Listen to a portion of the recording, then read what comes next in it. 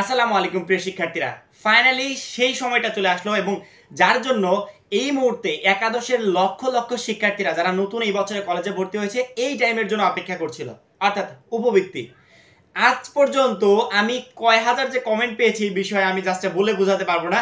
প্রত্যেকটা শিক্ষার্থীর একটাই প্রশ্ন, ভাই আমরা কলেজে ভর্তি হয়েছি, আমাদের উপবৃত্তির আবেদনটা কবে শুরু হবে, উপবৃত্তির নোটিশ কবে প্রকাশ পাবে, এইটা সেটা টোটাল তথ্যগুলো ছিল এই বিষয়ে। আমরা সবসময় বলে এসেছি যে উপবৃত্তির নোটিশটা কিছুদিনের ভিতরেই প্রকাশ পেয়ে যাবে এবং তোমাদের যে রেজিস্ট্রেশনটা শুরু হয়ে গেছে, রেজিস্ট্রেশনের টাইম যেহেতু দিয়ে দিয়েছে, রেজিস্ট্রেশনের পরে আই থিঙ্ক উপবৃত্তির প্রক্রিয়াটা শুরু হয়ে যাবে। তো ফাইনালি শিক্ষা বোর্ড তোমাদের এই বিষয়ে নোটিশ প্রকাশ করে দিয়েছে, তোমাদের উপবৃত্তির আবেদনটা শুরু হয়ে গেছে এবং উপবৃত্তির আবেদনের জন্য কি কি করতে হবে, কোথায় কি করতে হবে, কোথা থেকে তোমরা ফর্মটা কালেক্ট করবে বা ফর্মটা অনলাইন থেকে নিবে কিনা এবং ফর্মের সাথে কি কি ডকুমেন্টস তোমাকে অ্যাড করে জমা দিতে হবে, টোটাল তথ্যটা শিক্ষা বোর্ড দিয়ে দিয়েছে। এই বছরে যারা একাদশ শ্রেণীতে ভর্তি হয়েছে 23-24 শিক্ষাবর্ষ ক্লিয়ারলি তারা বলে দিয়েছে 23-24 শিক্ষাবর্ষের একাদশ শ্রেণীতে, অর্থাৎ এই বছরের নতুন কলেজে ভর্তি হওয়া শিক্ষার্থীদের জন্য। দেখো আমরা বেশি কথা বলবো না, এই নোটিশের অপেক্ষায় প্রচুর পরিমাণ শিক্ষার্থী জাস্ট এতদিন দিন গুনেছে যে কবে নোটিশটা প্রকাশ পাবে এবং কবে আমাদের উপবৃত্তির আবেদনটা শুরু হবে। তো বেশি কথা না বলে আমরা সরাসরি ওই নোটিশে গিয়ে দেখে নিব এবং উপবৃত্তির আবেদন করতে কি কি লাগবে, পুরো প্রসেসটা কি সেটা আমরা জেনে নিব। কারণ কি এই প্রসেস যদি সঠিকভাবে না জানি পরবর্তীতে প্রচুর পরিমাণে ভুল হবে, আবেদন করে কোনো লাভ হবে না, উপবৃত্তির টাকাটা আমরা পাবো না। এই জন্য পুরো প্রসেসটা আগে মনোযোগ সহকারে একবার তোমরা দেখে নাও। তো বেশি কথা বললে আমরা সরাসরি নোটিশে চলে যাবো। যদি মনে করো যে না এই ভাইয়ের ভিডিও দেখবো না, আমরা সরাসরি গিয়ে নোটিশটা দেখে নিজের চোখ দিয়ে দেখে তারপরে বুঝে নিব, সেক্ষেত্রেও দেখতে পারা কোনো ধরনের প্রবলেম নেই। সরাসরি প্রধানমন্ত্রী শিক্ষা সহায়তা ট্রাস্টের যে ওয়েবসাইট আছে ওয়েবসাইটে চলে যাবে, সেখানে দেখবে সুন্দরভাবে নোটিশটা দিয়ে দেওয়া হয়েছে এবং আমার সামনে এই মুহূর্তে যে নোটিশটা আছে দেখতে পাচ্ছ, নোটিশের তারিখ হচ্ছে 22/10/2023, অর্থাৎ 22 তারিখে নোটিশটা আসলে স্বাক্ষরিত হয়েছিল, তবে আমাদের কাছে পৌঁছাতে একটু সময় লেগেছে।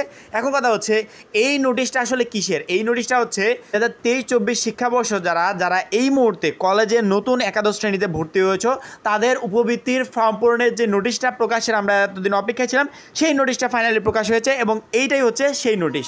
এখানে ক্লিয়ারলি তারা বলে দিয়েছে 2023-24 শিক্ষাবর্ষের শিক্ষার্থীরা যারা একাদশ শ্রেণীতে ভর্তি হয়েছে তাদের উপবৃত্তির আবেদন করতে কী কী তথ্য লাগবে, কী কী করতে হবে, কবে নাগাদ কী তথ্যগুলো সংগ্রহ করতে হবে, টোটাল তথ্যটা তারা দিয়ে দিয়েছে এবং সেই সাথে তোমাদের ফর্মটাও দিয়ে দিয়েছে, আরেকটা নোটিশে ফর্মটাও দিয়ে দিয়েছে।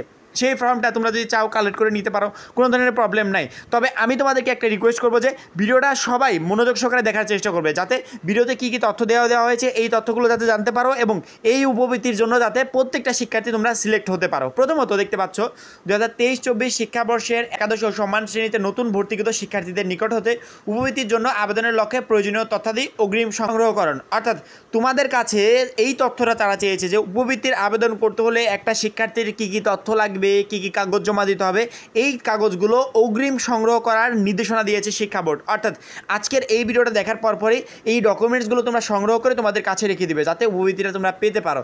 দেখো তারপরে বলা হয়েছে উপযুক্ত বিষয়ের পরিপ্রেক্ষিতে জানানো যাচ্ছে যে 2023-24 শিক্ষাবর্ষের একাদশ ও সম্মান শ্রেণীতে ভর্তিকৃত শিক্ষার্থীদের সমন্বিত উপবৃত্তি কর্মসূচির আওতায় উপবৃত্তি প্রাপ্তির আবেদন নির্ভুলভাবে তথ্য এন্ট্রি ও প্রক্রিয়াকরণের লক্ষ্যে প্রয়োজনীয় তথ্যাদি শিক্ষার্থী হতে অগ্রিম সংগ্রহ করা বিশেষ প্রয়োজন।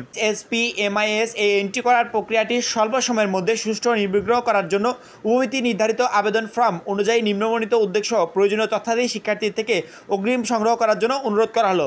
অর্থাৎ কলেজ কর্তৃপক্ষকে তারা বলছে যে শিক্ষার্থীদের থেকে যেন এই তথ্যগুলো অগ্রিম তারা সংগ্রহ করে নেয়। শিক্ষার্থী কর্তৃক সঠিকভাবে পূরণকৃত উপবৃত্তির আবেদন ফর্ম, অর্থাৎ তোমাদেরকে একটা আবেদন ফর্ম দেওয়া হবে, এই আবেদন ফর্মটা সঠিকভাবে পূরণ করে তারপরে তোমরা শিক্ষা প্রতিষ্ঠানে জমা দিবে।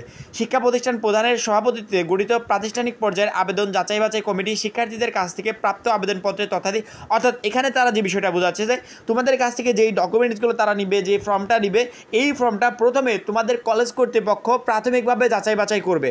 তারা ভাইবা নিতে পারে বা আদার্স কোনো আয়োজন করতে পারে, প্রাথমিকভাবে তারাই প্রথমে যাচাই বাছাইটা করবে। চূড়ান্ত যাচাই বাছাই তো শিক্ষা বোর্ড করবে, কিন্তু প্রাথমিক যাচাই বাছাইটা তোমাদের কলেজ কর্তৃপক্ষ করবে। জন্ম নিবন্ধন সনদের ফটোকপি 17 সংখ্যা, অর্থাৎ তোমাদের 17 সংখ্যার জন্ম নিবন্ধনের যে ফটোকপি আছে এই ফটোকপিটা তোমাদেরকে দিতে হবে।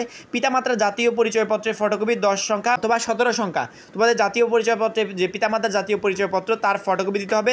পিতামাতার অনুপস্থিতিতে অভিভাবকের জাতীয় পরিচয়পত্রের ফটোকপি, অর্থাৎ কারো যদি বাবা বা মা না থাকে সেক্ষেত্রে তোমার বর্তমান যিনি অভিভাবক তার ফটোকপিটা দিবে জাতীয় পরিচয়পত্রের, এসএসসি পরীক্ষার রেজিস্ট্রেশন কার্ড ও ফলাফলের ফটোকপি, অর্থাৎ তোমাদের যে রেজিস্ট্রেশন কার্ডটা আছে এটার ফটোকপি দিবে এবং তোমরা পরীক্ষাতে যে ফলাফলটা করেছো এই ফলাফলের একটা ফটোকপি দিবে।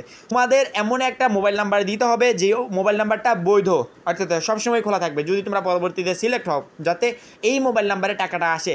এবং যদি মোবাইল নাম্বার না থেকে থাকে, মোবাইল নাম্বারে যেন টাকাটা আসে, সেই সাথে তোমাদের যে ব্যাঙ্ক অ্যাকাউন্ট নাম্বার, যে অ্যাকাউন্টে আসলে টাকাটা ঢুকবে সেরকম একটা অ্যাকাউন্ট নাম্বার তোমরা দিবে। ব্যাঙ্ক অ্যাকাউন্ট নম্বর একাধিক শিক্ষার্থীর ক্ষেত্রে ব্যবহার না করা, অর্থাৎ একটা ফ্যামিলির দুইটা শিক্ষার্থী, দুইজন ভাই একই কলেজে ভর্তি হয়েছে, তারা একই মোবাইল নাম্বার ইউজ করতে পারবে না, দুইজনকে আলাদা আলাদা মোবাইল নাম্বার ইউজ করতে হবে, সেটাই তারা বুঝিয়েছে। পিতাকে অভিভাবক নির্বাচিত করলে পিতার জাতীয় পরিচয়পত্র ব্যবহার করে অ্যাকাউন্ট খুলতে এবং হিসাবধারীর নাম হিসেবে পিতার নাম প্রদান করতে হবে। অর্থাৎ পিতাকে যদি অভিভাবক বানাও সেক্ষেত্রে পিতার জাতীয় পরিচয়পত্র ব্যবহার করে তোমাদের একটা অ্যাকাউন্ট খুলতে হবে, যদি মাতাকে অভিভাবক বানাও সেক্ষেত্রে মাতার পরিচয়পত্র ব্যবহার করে একটা অ্যাকাউন্ট খুলতে হবে। এই বিষয়টাই তারা বুঝিয়েছে। পিতামাতার অনুপস্থিতিতে অন্য কোনো ব্যক্তিকে অভিভাবক হিসেবে নির্বাচন করলে তার পরিচয়পত্র ব্যবহার করে অ্যাকাউন্ট খুলতে এবং হিসাবধারীর নাম হিসেবে তার নাম প্রদান করতে হবে। বিষয়টা আশা করি বুঝতে পেরেছো। স্কুল ব্যাংকিং, এজেন্ট ব্যাংকিং এর ক্ষেত্রে যার নামে অ্যাকাউন্ট খোলা আছে হিসাবধারীর নাম হিসেবে তার নামে এন্ট্রি করতে হবে। এজেন্ট ব্যাংকিং অ্যাকাউন্ট নম্বর ব্যবহার করার ক্ষেত্রে সংশ্লিষ্ট ব্যাংকের এজেন্ট ব্যাংকিং শাখার নাম প্রদান করতে হবে। বুঝতে পারছো?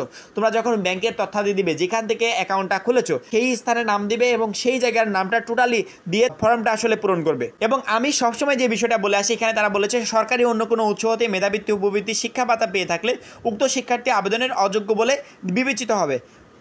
অর্থাৎ তোমরা যদি অলরেডি কোনো জায়গা থেকে বৃত্তি টাকা পেয়ে থাকো সেক্ষেত্রে এই আবেদনটা করার দরকার নেই, কারণ আবেদন করেও কোনো লাভ নেই, তোমরা এইখানে উপবৃত্তিটা আসলে পাবে না। তো তথ্যগুলো আসলে এটাই। আশা করি পুরো প্রসেসটা বুঝতে পেরেছো এবং নোটিশে যে তথ্যগুলো দেওয়া ছিল আমি ক্লিয়ারলি তোমাদেরকে বুঝিয়ে দিয়েছি। এবং পরবর্তীতে ছোটোখাটো যে কমেন্টগুলো তোমাদের থাকে, যে কোনো বিষয়ে যদি প্রশ্ন থাকে অবশ্যই কমেন্ট করে আমাকে জানাবে। সেই কমেন্ট নিয়ে ইনশাআল্লাহ পরবর্তীতে ভিডিও নিয়ে আসার চেষ্টা করবো। পরবর্তী ভিডিওর জন্য অবশ্যই চ্যানেলটা সাবস্ক্রাইব করে রাখবে। সবাই ভালো থাকবে, সুস্থ থাকবে, খোদা হাফেজ।